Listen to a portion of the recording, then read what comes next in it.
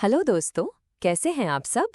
मैं हूं आपकी होस्ट और आज मैं आपके लिए एक ऐसी किताब की समरी लेकर आई हूं जो हम सब के एक बहुत ही फंडामेंटल सवाल का जवाब देती है। जब लाइफ में कुछ बुरा होता है तो क्यों कुछ लोग एकदम से टूट जाते हैं और हार मान लेते हैं, जबकि कुछ लोग उस सेटबैक से सीखकर और भी ज़्यादा स्ट्रांग होकर वापस खड़े हो जाते हैं? क्या ये उनकी विल पावर है? क्या वो नेचुरली ही पॉजिटिव पैदा हुए थे? किताब का नाम है लर्न्ड ऑप्टिमिज्म और इसके लेखक हैं डॉक्टर मार्टिन सेलिगमैन, जिन्हें फादर ऑफ पॉजिटिव साइकोलॉजी भी कहा जाता है। डॉक्टर सेलिगमैन कहते हैं कि जवाब इन सब में नहीं है, जवाब है हमारे एक्सप्लेनेटरी स्टाइल में। यानी जब हमारे साथ कुछ अच्छा या बुरा होता है तो हम उसकी वजह खुद को कैसे समझाते हैं।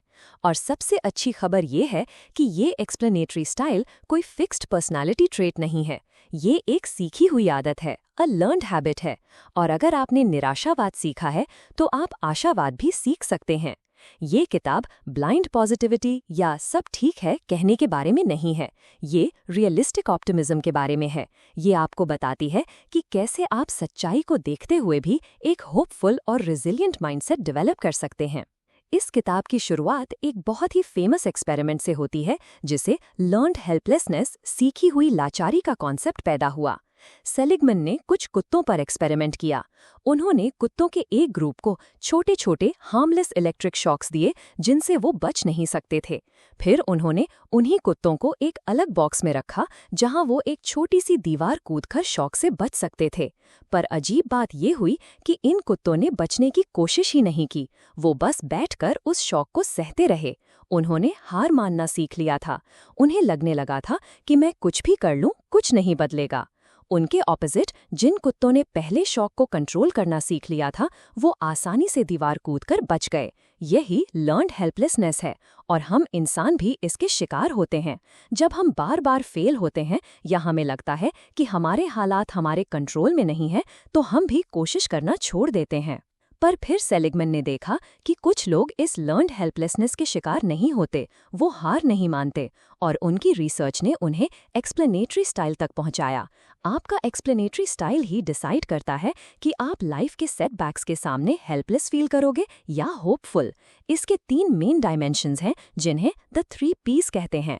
परमानेंस, स्थायित्व, आप उस बुरी घटना के कॉज को परमानेंट मानते हो या टेम्पररी।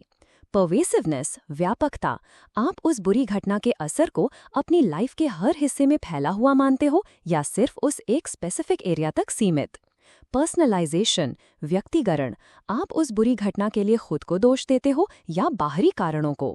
ये 3 P's ही डिसाइड करते हैं कि आप एक ऑप्टिमिस्ट हैं या एक पेसिमिस्ट हैं, और इनको समझना ही बदलाव की तरफ पहला कदम है। चलो इनको और डिटेल में देखते हैं।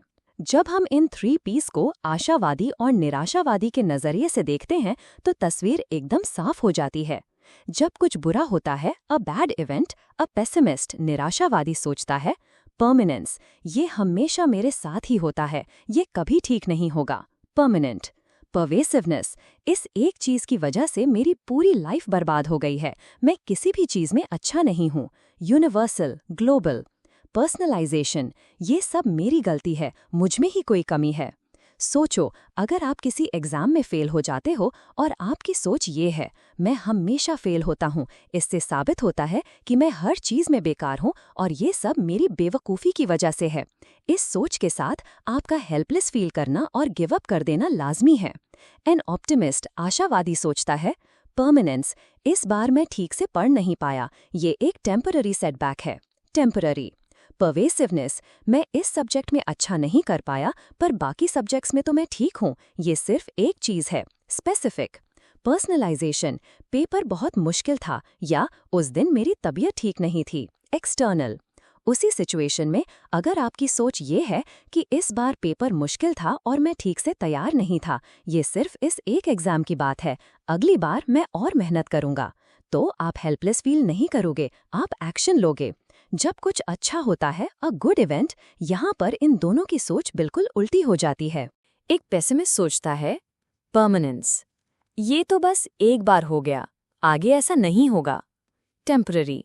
परवेसिवनेस, मैं इस एक चीज में अच्छा कर गया, इसका मतलब ये नहीं कि मैं बाकी चीजों में भी अच्छा हूँ।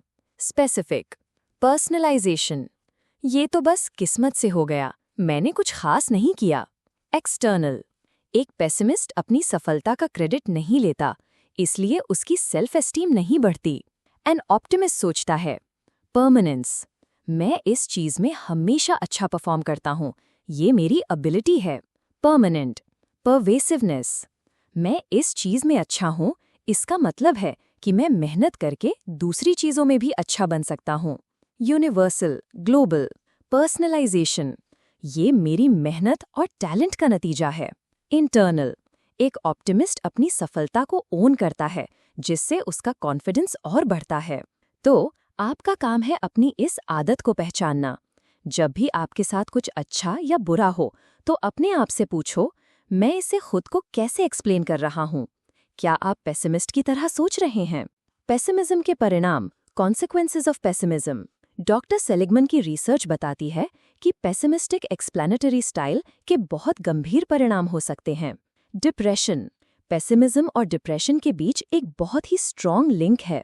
पेसिमिस्टिक सोच आपको हेल्पलेस और होपलेस फील कराती है, जो डिप्रेशन का मुख्य लक्षण है।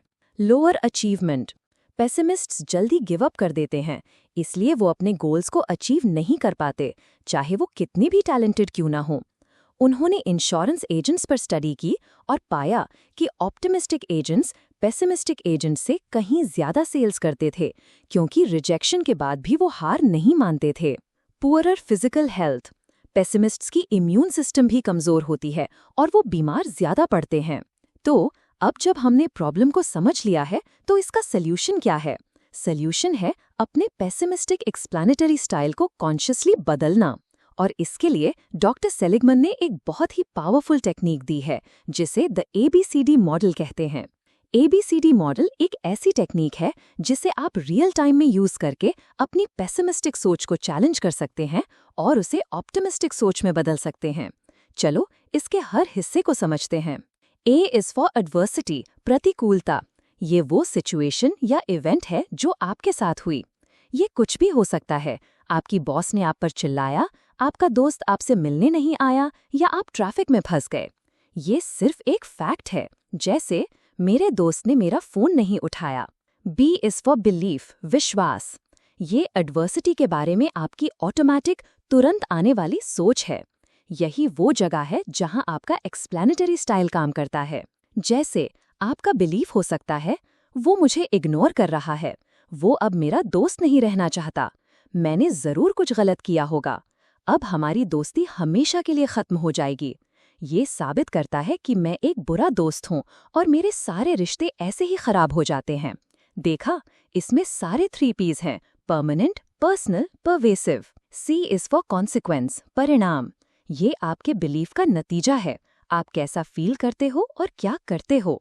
इस बिलीफ की वजह से आप दुखी, गुस्सा और एंग्शियस फील करोगे। आप शायद अपने दोस्त को एक गुस्से भरा मैसेज भेज दोगे, या आप पूरा दिन उसी के बारे में सोचते रहोगे। यहाँ सबसे इम्पॉर्टेंट बात यह है कि A एडवर्सिटी C को कॉज नहीं करता, B C को कॉज करता है। फोन ना उठाने से आप दुखी नहीं हुए, आप इसलिए दुखी हुए क्योंकि आपने ये बिलीव किया कि इसका मतलब है कि आपकी दोस्ती खत्म हो गई है। यही वो मोमेंट है जहां आपके पास पावर है, आप अपने बिलीफ को बदल सकते हो। अब आते हैं सॉल्यूशन पर। D इज फॉर डिस्प्यूटेशन, विवाद। यही वो जगह है जहां आप एक डिटेक्टिव की तरह अपने पेसिमिस्टिक बिलीफ को चैलेंज करते हो, आप उस बिलीफ से बहस करते हो। इसके लिए आप 4 तरीके इस्तेमाल कर सकते हो। एविडेंस, सबूत। इस बिलीफ के सपोर्ट में क्या सबूत है और इसके खिलाफ क्या सबूत है। जैसे, क्या सच में कोई सबूत है कि वो मुझे इग्नोर कर रहा है? नहीं, पर इसके खिलाफ सबूत है, वो पिछले हफ्ते ही मुझसे मिलकर गया था और हमने बहुत अच्छा टाइम स्पेंड किया था। ऑल्टरनेटिव्स, विकल्प। इस सिचुएशन को देखने के और क्या तरीके हो सकते हैं? जैसे, हो सकता है कि वो किसी मीटिंग में बिजी हो सकता है कि उसका फोन साइलेंट पर हो सकता है कि उसकी बैटरी खत्म हो गई हो, 1000 रीजंस हो सकते हैं। इम्प्लीकेशंस, निहितार्थ। चलो मान लेते हैं कि मेरा बिलीफ सच है, तो क्या इसका सबसे बुरा नतीजा क्या होगा? क्या मैं उसे झेल सकता हूँ? जैसे, अगर वो सच में मुझसे नाराज है, तो क्या इसका मतलब है कि हमारी दोस्ती हमेशा के लिए खत्म हो जाएगी? नहीं, मैं उससे बात करके उसे सुलझा सकता हूँ। It's not a catastrophe. Usefulness, उपयोगिता। अभी इस बिलीफ के बारे में सोचना मेरे लिए कितना फायदेमंद है। जैसे, अभी इसके बारे में सोचकर मैं सिर्फ अपना मूड खराब कर रहा हूँ और अपना काम नहीं कर पा रहा। ये बिल्कुल भी यूजफुल नहीं है। जब आप अपने पेसिमिस्टिक बिलीफ को इन चारों तरीकों से चैलेंज करते हो तो उसकी पावर कम हो जाती है। आप देखते हो कि वो सिर्फ एक सोच थी, सच्चाई नहीं। E इज फॉर एनर्जाइजेशन, ऊर्जाकरण। जब आप अपने बिलीफ को सक्सेसफुली डिस्प्यूट कर लेते हो तो आप कैसा फील करते हो? आप एनर्जाइज्ड फील करते हो। आपकी नेगेटिव फीलिंग्स कम हो जाती हैं, आप होपफुल फील करते हो और आप प्रॉब्लम को सॉल्व करने के लिए तैयार हो जाते हो। जैसे, अब आप गुस्से भरा मैसेज नहीं भेजोगे, आप शांत रहोगे और सोचेंगे मैं उसे शाम को फिर से ट्राई करूंगा। ये ABCD मॉडल एक स्किल है, इसके लिए प्रैक्टिस चाहिए। शुरू में आपको ये लिख कर करना पड़ेगा, पर धीरे धीरे ये आपकी आदत बन जाएगी। आप अपने दिमाग में ही पेसिमिस्टिक थॉट्स को पकड़कर उन्हें चैलेंज करना सीख जाओगे। आप अपने इनर क्रिटिक को एक इनर कोच में बदल दोगे। डॉक्टर सेलिगमैन इस लर्नड ऑप्टिमिज्म के प्रिंसिपल्स को लाइफ के अलग अलग एरियाज में कैसे अप्लाई करें, इस पर भी बात करते हैं। चिल्ड्रन एंड पेरेंटिंग, बच्चे और पालन पोषण। बच्चों का एक्सप्लेनेटरी स्टाइल उनके पेरेंट्स और टीचर्स से बहुत ज़्यादा इन्फ्लुएंस होता है। अगर आप अपने बच्चे को उसकी गलती के लिए कहते हो तुम बहुत लेजी हो, परमानेंट, पर्सनल, परवेसिव, तो आप उसके अंदर पेसिमिज्म के बीज बो रहे हो। इसके बजाय उसके बिहेवियर पर फोकस करो। तुमने इस बार मेहनत नहीं की, टेम्पररी, स्पेसिफिक, एक्सटर्नल। उनकी मेहनत और एफर्ट की तारीफ करो, ना कि उनके इनेट टैलेंट की। उन्हें ABCD मॉडल सिखाओ, ये उनके फ्यूचर के लिए एक बहुत बड़ा गिफ्ट होगा। Work and career. Optimism work place पर बहुत इंपॉर्टेंट है। ऑप्टिमिस्टिक लोग खासकर सेल्स, मैनेजमेंट में बेहतर परफॉर्म करते हैं, रिजेक्शन से बेहतर डील करते हैं और ज़्यादा क्रिएटिव होते हैं। कंपनीज को अपने एम्प्लॉयज़ को हायर करते वक्त और ट्रेन करते वक्त उनके एक्सप्लेनेटरी स्टाइल पर ध्यान देना चाहिए। हेल्थ, स्वास्थ्य। ऑप्टिमिज्म आपकी फिजिकल हेल्थ को भी बेहतर बनाता है। ऑप्टिमिस्टिक लोगों की इम्यून सिस्टम स्ट्रांग होती है, वो बीमारी से जल्दी रिकवर करते हैं और वो ज़्यादा लंबी जिंदगी जीते हैं, क्योंकि वो अपनी हेल्थ के लिए प्रोएक्टिव स्टेप्स लेते हैं और स्ट्रेस से बेहतर डील करते हैं। Politics and society. एक देश का कलेक्टिव एक्सप्लेनेटरी स्टाइल उसकी फ्यूचर की दिशा तय कर सकता है। ऑप्टिमिस्टिक लीडर्स और सोसाइटीज चैलेंजेस को अपॉर्चुनिटी की तरह देखते हैं और आगे बढ़ते हैं। Flexible optimism. एक बहुत ही इम्पॉर्टेंट बात जो डॉक्टर सेलिगमैन कहते हैं वो ये है कि हमें हमेशा ऑप्टिमिस्ट नहीं रहना है। कुछ सिचुएशंस में थोड़ा सा पेसिमिज्म, जिसे वो डिफेंसिव पेसिमिज्म कहते हैं, फायदेमंद हो सकता है।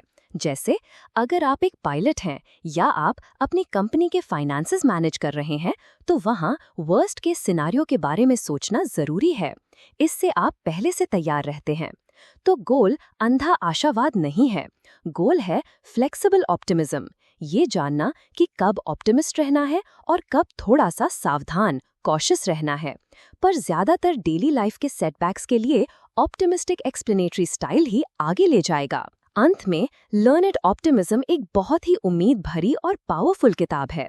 ये हमें बताती है कि हम अपनी सोच के गुलाम नहीं हैं, हम उसके मालिक बन सकते हैं। हम अपने दिमाग को ट्रेन कर सकते हैं कि वो हार मानने की जगह हर मुश्किल में एक मौका देखे। ये हमें एक ऐसी स्किल सिखाती है जो न सिर्फ हमें डिप्रेशन से बचाती है, बल्कि हमें एक ज़्यादा सक्सेसफुल, हेल्दी और फुलफिलिंग लाइफ जीने में मदद करती है। ये हमें बताती है कि होप यानी उम्मीद सिर्फ एक फीलिंग नहीं है, ये एक कॉग्निटिव स्किल है जिसे कोई भी कभी भी सीख सकता है। तो दोस्तों, ये थी डॉक्टर मार्टिन सेलिगमैन की लर्नड ऑप्टिमिज्म की समरी। ये आपको अपनी सोच के पैटर्न्स को समझने और उन्हें बेहतर बनाने का एक साइंटिफिक पर बहुत ही प्रैक्टिकल तरीका देती है।